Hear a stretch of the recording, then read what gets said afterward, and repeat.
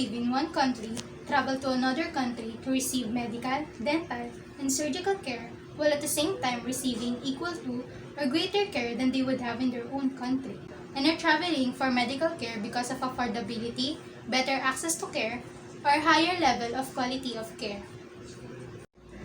Hindi lahat ng lugar may pare-parehas na healthcare system.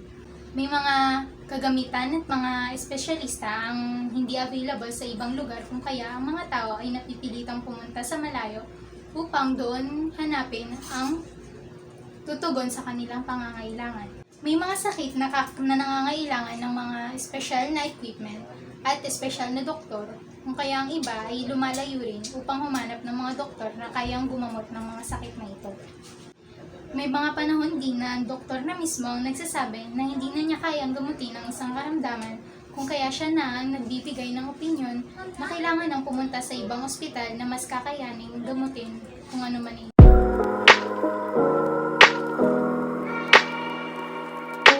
Noong ancient time, ang mga Sumerian ay nag-construct ng mga health complexes sa paligid ng mga hot springs. These healthcare facilities include majestic elevated temples with flowing pools. During the Bronze Age, hill tribes in what is now known presently as Saint Martyrs, Switzerland recognized the benefits of drinking and bathing in iron-rich mineral springs. The ancient Greeks were the first to lay a foundation for a comprehensive medical tourism network. Nagtayo rin sila ng mga Asclepia temples na inaaling nila sa kanilang god of medicine na si Asclepius. Ang ilan sa mga templo na ito ay naging world's first health centers. In India, the history of medical tourism was also slowly unfolding with the popularity of yoga and Ayurvedic medicine. As early as 5,000 years ago, constant streams of medical travelers and spiritual students flocked to India to seek the benefits of these alternative healing methods. When Rome became a global power, several hot water baths and springs called thermae came into existence and gained popularity among the elite. These baths were not only healthcare facilities, but became commercial and social networking centers for the rich and the elite. Sa Japan, meron silang mga hot mineral springs na kung tawagin ay onsen. Ang onsen ay naging popular sa kanilang lugar dahil sa mga healing properties nito. Maging mga warrior clans ay ginamit ito to alleviate pain, heal wounds, and recuperate from their battles. Many early Islamic cultures have established a healthcare system that also caters to foreigners. In 1248 AD, after death of Christ, the Mansouri Hospital was built in Cairo and became the largest and most advanced hospital in the world of that time. Kaya nitong mag-accommodate ng 8,000 tao at ang hospital na to ay naging healthcare destination ng mga foreigners kahit anuman ang race o religion. The Renaissance period during the 14th to 17th century not only highlighted the rebirth of art and culture in Europe and England, but it was also a period where medical tourism flourished. A village known as Vildo, or Town of Waters, became famous throughout Europe in 1326 when iron-rich hot springs were discovered within the region. It became the center of fashionable wellness and became a playground for the rich and famous. Towards the end of the Renaissance period, aristocrats from around Europe continued to swarm to Bath for healing and therapeutic cleansing. Noong 1720, ang Bath ang unang city sa England na magkaroon ng covered sewage system at nangunguna sa London sa loob ng maraming taon. The city also received technological, financial, and social benefits. Napagawa ang mga daan at nagkaroon ng ilaw, napatayuan ng mga hotels at restaurants, at napaganda ang lugar dahil lang sa medical tourism.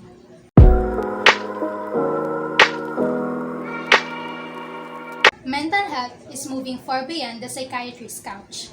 Technological advancement has pushed digital therapeutics to the forefront of convenience, in people's pockets, on their laptops, and even with Facebook Messenger. And with that, the category expands to include a suite of wellness products and services. Dahil nga nasa modernong panahon na tayo ngayon, maging ang mental wellness ay maaari na ning makuha sa pamamagitan ng teknolohiya. It's a new ecosystem that sees individuals relying on a wide range of tools like chatbots, apps, and digital support groups to combat modern-day issues such as burnout, loneliness, and anxiety. Combined with traditional medical models, it encompasses a holistic approach to psychological well-being. Oftentimes, they're paired with breathing exercises, visual aids, and journaling guides. Israeli social network Wisdo connects individuals struggling with mental conditions as well as those overcoming difficult emotional situations.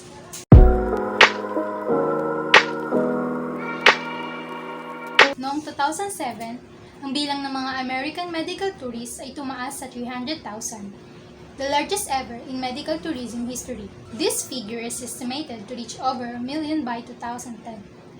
As patients continue to pack suitcases and board airplanes for offshore procedures such as facelifts, bypass surgery, and fertility treatments. Noong 2008 naman, maraming healthcare at insurance companies sa ibang bansa ang nag-consider ng medical outsourcing. Sa outsourcing, they offer their members to get non-emergency procedures and surgeries in other countries.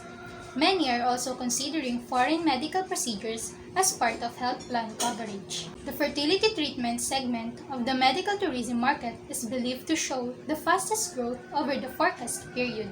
Ang fertility treatment ay isa sa mga pinaka-common na treatments ng mga medical tourists na nagpupunta pa sa ibang bansa. Fertility tourism or reproductive tourism is one of the fastest growing areas.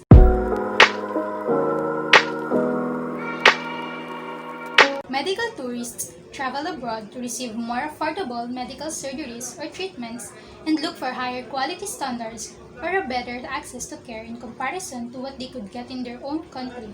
Those traveling for wellness, on the other hand, seek activities that maintain or enhance their health and well-being. In this case, their main motivators usually are unique, location-based experiences or therapies that are not available in their home country. In other words, medical tourism involves treatments or aesthetic enhancements executed by professional doctors, while wellness services are not necessarily provided by conventional medical experts.